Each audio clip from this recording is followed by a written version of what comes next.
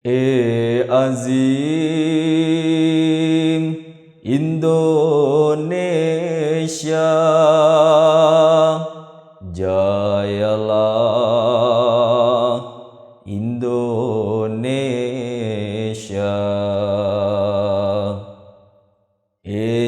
Azim Indonesia, jayalah Indonesia.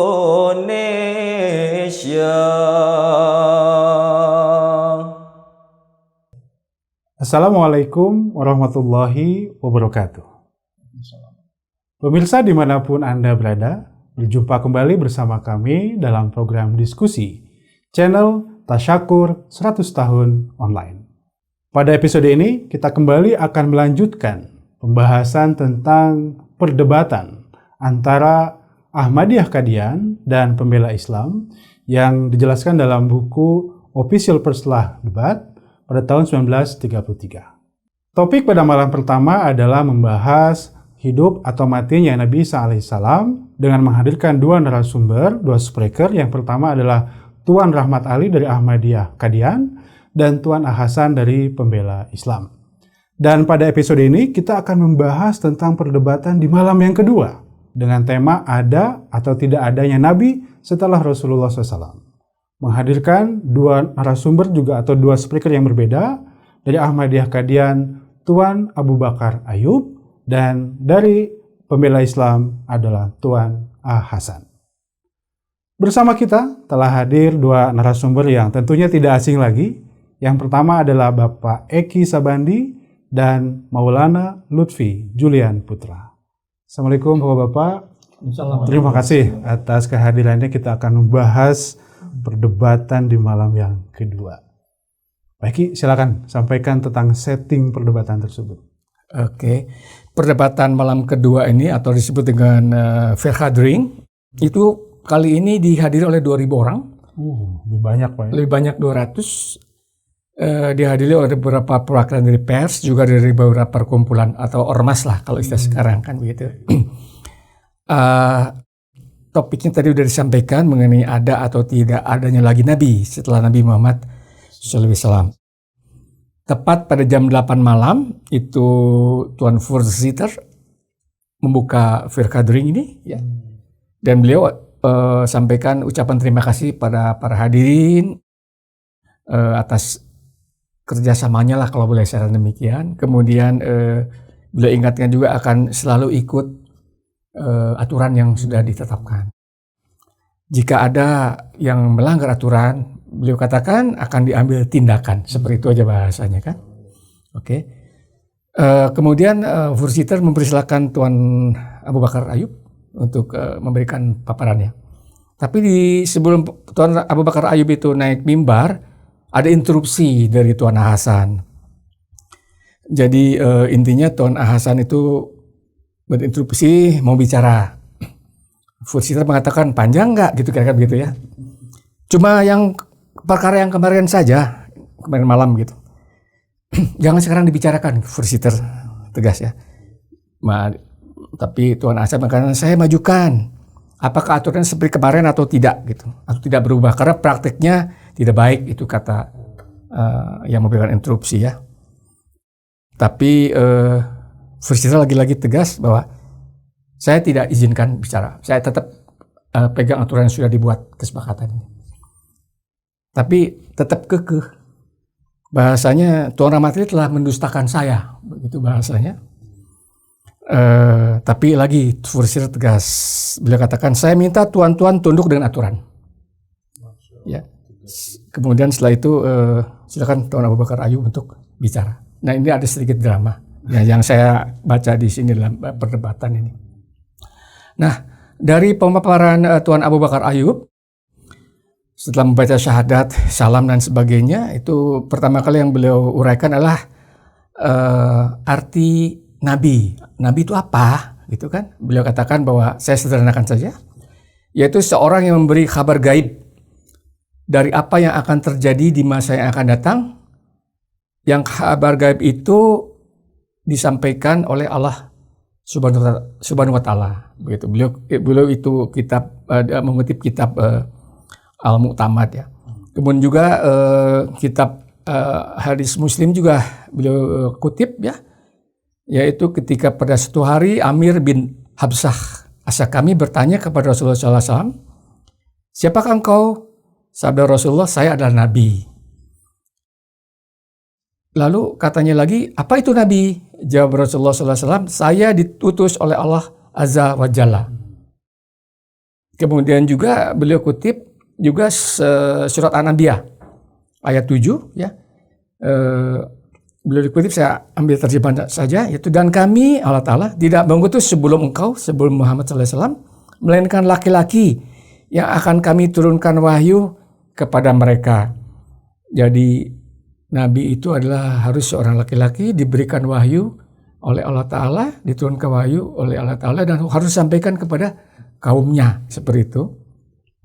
Kemudian juga dikatakan bahwa seorang Nabi itu harus mempunyai akal yang sempurna, begitu.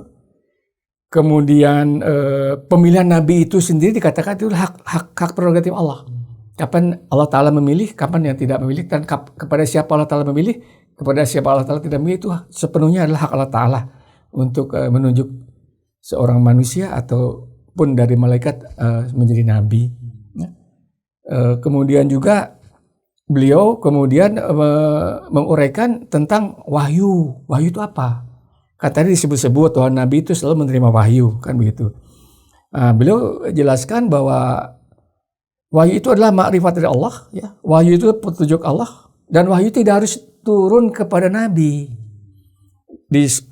Dijelaskan bahwa wahyu itu turun juga kepada Ibunda Musa alaihissalam, ya, supaya mengalirkan bayi Musa alaihissalam itu dalam ke pinggir sungai, kan seperti itu. Ini sudah muktabar lah, sudah masyhur kisah ini kan. Juga kepada Siti Maryam, Bunda Nabi Isa alaihissalam, juga kepada para sahabat Nabi Isa, para Hawariyin kan. Nah, jadi seperti itu dikatakan oleh Tuan Abu Bakar Ayub ya.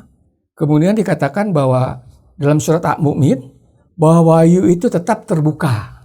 Karena di situ dikatakan tentang yakiru panjang, cuma ada kata di sini yakiru itu adalah fi'il mudhari ya.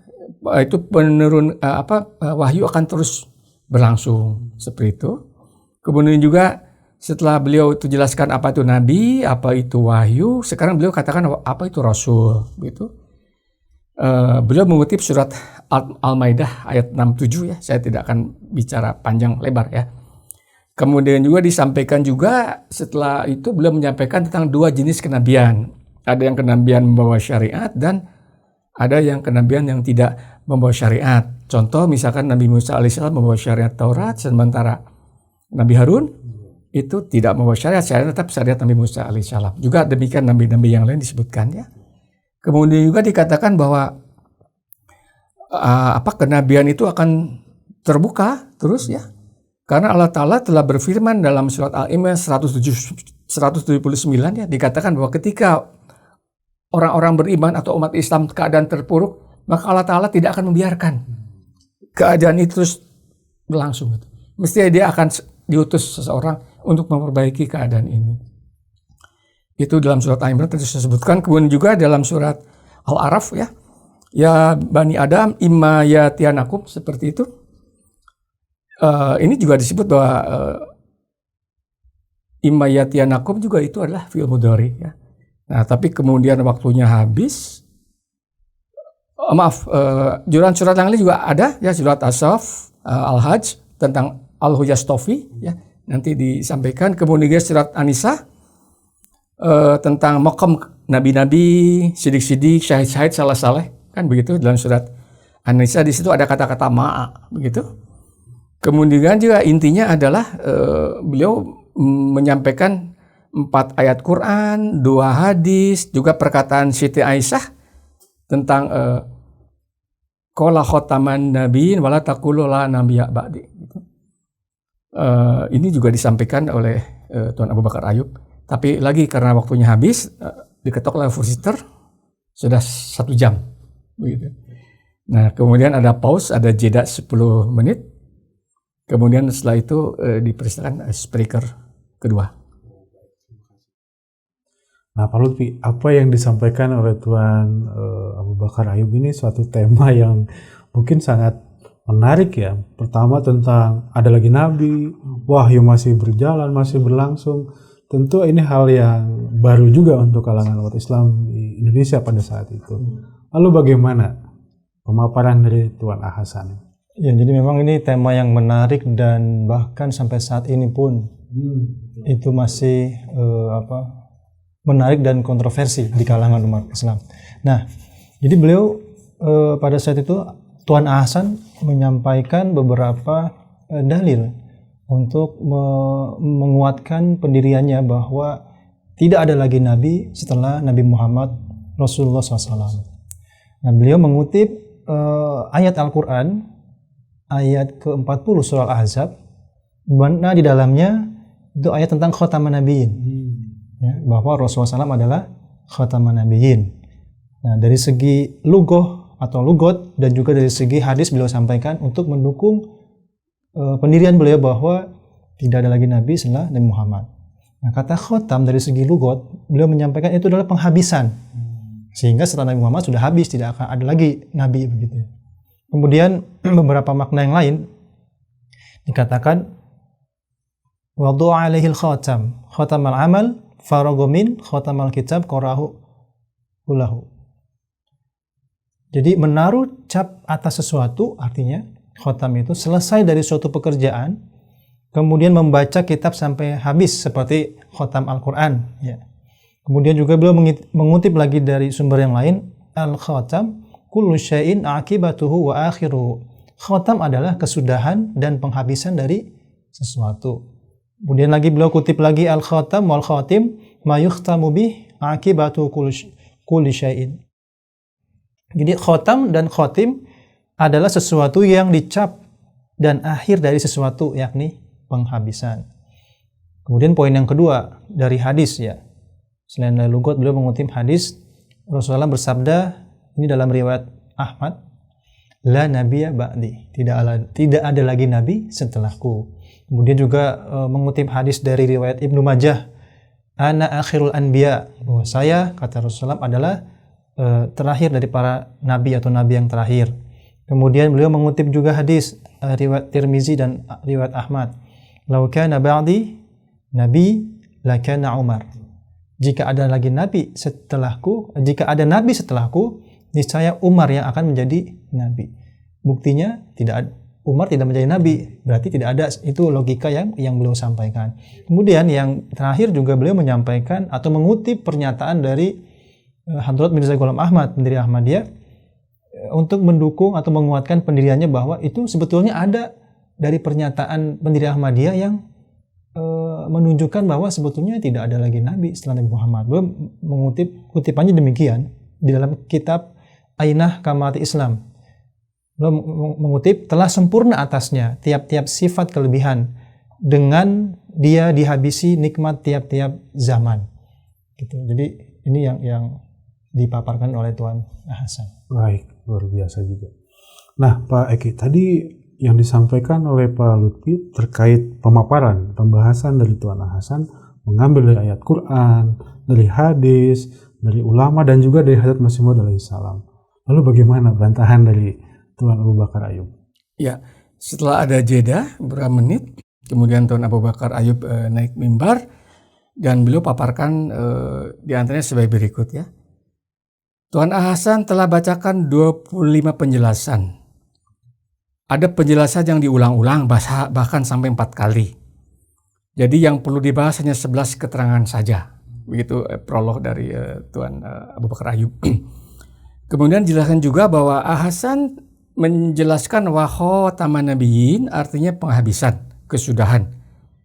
Tetapi Hasan sendiri menjelaskan perkataan Imam Roghib bahwa Muhammad SAW itu khataman nabiyyin karena dia telah menghatamkan suatu nubuah.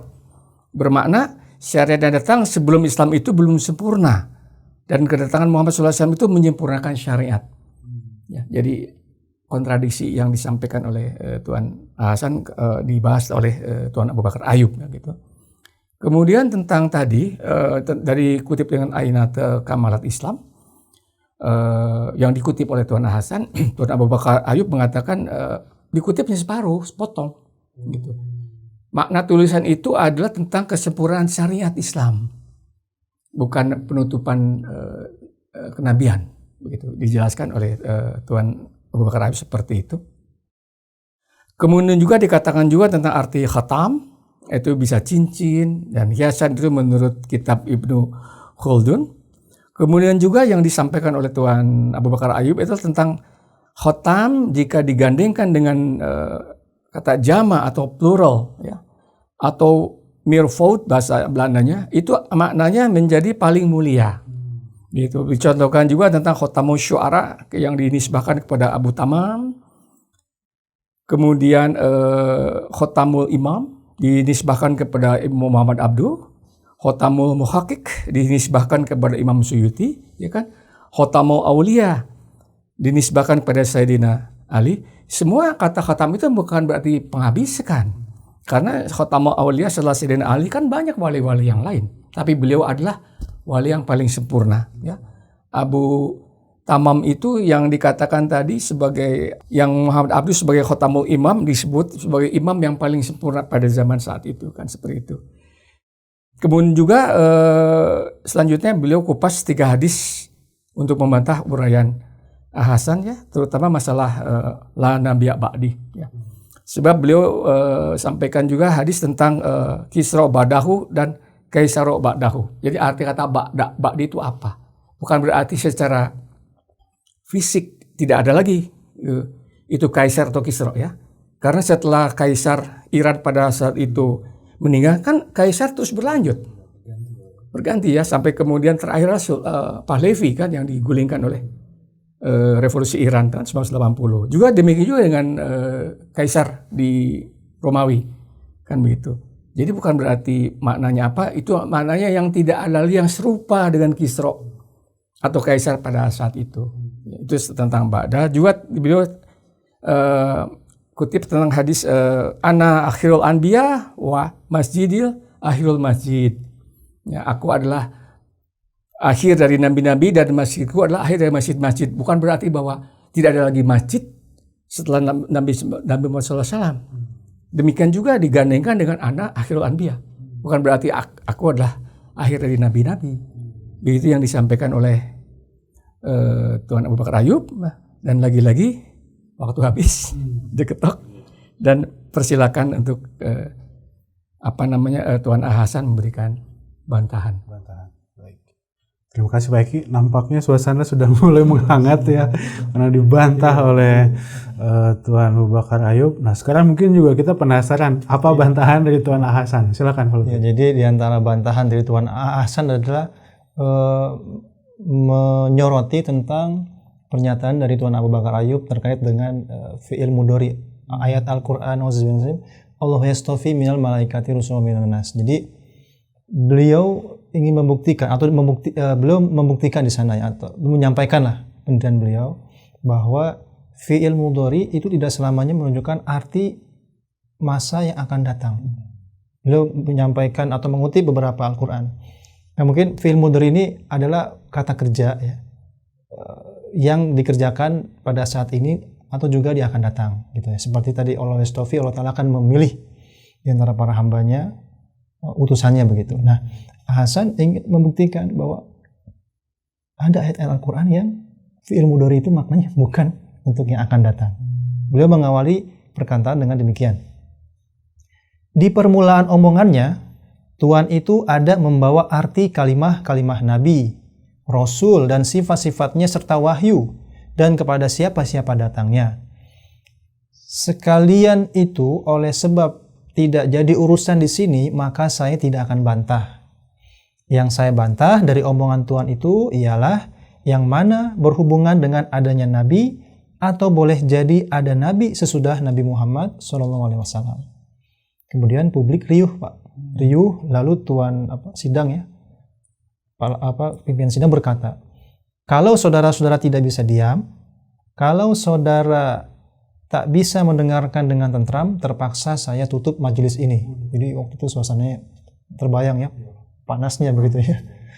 Kemudian Tuan Hasan juga mengutip ayat yang dibacakan oleh Tuan Abu Bakar Ayub, yulkir ruh min amrihi ala man yasha. Allah Ta'ala akan mengirimkan utusan atau wahyu kepada siapa-siapa yang Dia kehendaki. Kemudian yunazzilul malaikah birruh. Allah akan menurunkan malaikat dengan membawa wahyu. Dan Tuan Hasan mengatakan bahwa ayat-ayat itu bukanlah menunjukkan akan turunnya wahyu dan utusan di masa mendatang. Sekali-kali tidak, tegas beliau. Beliau melanjutkan, ayat itu hanya menunjukkan sifat Tuhan dengan tidak pakai masa yang akan datang atau yang sudah. Nah, kemudian beliau juga, Tuan Hasan mengutip lagi ayat yang lain.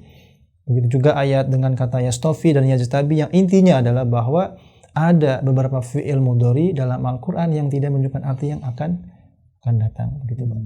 Masya Allah. Artinya ini sudah mulai, tadi Pak Lutfi sampaikan sudah riuh, makin panas gitu ya dengan penjelasan ini. Mungkin Pak ingin ada yang disampaikan? Ya, ini sudah 4 segmen ya, sudah selesai. Fursitter mengumumkan agenda perdebatan malam ketiga.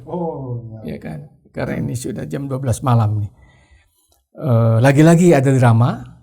Tuan Hasan menginterupsi, memohon pada Fursitter agar tolong diumumkan besok Pembela Islam akan membagikan 1.500 buku Mirzaiyah gratis di pekarangan gedong, maksudnya di halaman gitu ya. Seperti itu ya. Dan kemudian jam 12 malam Firqadring ditutup oleh Tuan Fursitter. Baik. Sebelum kita tutup, mungkin ada closing statement dari Pak Lutfi? Ya. Kalau dari saya, bagaimana ya ini sidang ini berjalan dengan tertib, disiplin dan taat aturan. Ya mudah-mudahan sih di kita ya pada masa ini, generasi kita ya, itu bisa mencontoh bagaimana ketika satu diskusi atau majelis itu diadakan dengan tertib, disiplin, sehingga ya akan menghasilkan sesuatu yang positif lah kalau memang ini bisa berjalan dengan tertib seperti ini gitu. Ya, ya saya menambahkan bahwa ketegasan Fursitter ya, tegak dengan aturan yang sudah disepakati kedua belah pihak, tidak boleh bergeser. Ya, kemudian ketegasan beliau untuk menegur hadirin yang cenderung untuk katakanlah akan melanggar aturan. Ya. Ketiga, menghargai waktu. Kalau 60 menit ya udah 60 menit. Itu memang budaya Belanda yang harus kita tiru. Ya. Itu kemudian diperhatikan oleh tuan-tuan Fursitter dan sebagainya itu. Mereka juga didikan Belanda tentunya seperti itu. Tapi intinya sekali lagi bahwa perlu kedewasaan dari semua pihak ya untuk mendengarkan, menyimak dan menerima perbedaan. Soal kemudian diterima atau ditolak itu kembali pada masing-masing hadirin. Sebab ini lagi-lagi suatu diskusi perdebatan intelektual, perdebatan ilmiah ya. Lepas daripada setuju atau tidak setuju ya nggak apa-apa. Ini sudah dibuktikan 90 tahun yang lalu oleh para sesepuh kita ya, dari pembela Islam maupun dari Ahmadiyah Qadian.